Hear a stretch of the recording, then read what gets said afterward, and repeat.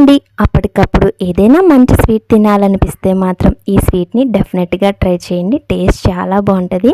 వీడియోలో చూపించినట్టుగా బ్రెడ్ పీస్ని ఇలా కట్ చేసి పక్కన పెట్టుకోండి. తర్వాత స్టవ్ ఆన్ చేసి ఒక మందపాటి కడాయి పెట్టి 3 టేబుల్ స్పూన్ వరకు నెయ్యి వేసుకుని జీడిపప్పు కిస్మిస్ వేపేసి పక్కన పెట్టుకోండి. తర్వాత ఇందులోకి కొంచెం నెయ్యి వేసుకుంటూ బ్రెడ్ పీస్ని ఇలా ఫ్రై చేసి పక్కన పెట్టండి. 1 కప్పు వరకు బెల్లం తురుము తీసుకుని కొంచెం వాటర్ పోసుకుని బెల్లం కరిగిన తర్వాత వడకట్టేసి అదే బాండీలోకి ఈ బెల్లాన్ని వేసుకుని ఇది కొంచెం కుక్ అవుతున్నప్పుడే ఎటువంటి పాకం అవసరం లేదండి. ముందుగా ఫ్రై చేసి పెట్టుకున్న బ్రెడ్ పీసులను కూడా వేసి ఇలా దగ్గరగా కుక్ చేసుకోండి. తర్వాత ఇందులోకి ఒక చిన్న టీ గ్లాస్ చిక్కని పాలు వేసుకుని 1 టేబుల్ స్పూన్ వరకు నెయ్యి వేసుకుని మనకి ఈ హల్వా ఇలాగా గిన్నె నుంచి సపరేట్ అయ్యేదాకా కుక్ చేసుకోవడమే. చాలా త్వరగా అయిపోద్దండి. ఈ టైంలోనే వేయించి పెట్టుకున్న బాదం పప్పు యాలక్కాయల పొడి వేసుకుని ఇలా సర్వ్ చేసుకోండి. నచ్చితే మాత్రం ఒక లైక్ షేర్ సబ్స్క్రైబ్ చేయండి ప్లీజ్ అండి.